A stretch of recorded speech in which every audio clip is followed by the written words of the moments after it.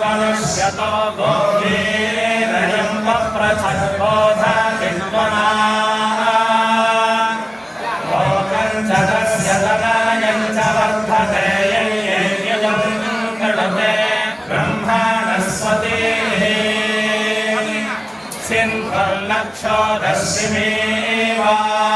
सिन्धुर्नक्षोदशिमेवान्त्रिहायतो वृषे भवद्भिरभिमष्ट्योजसा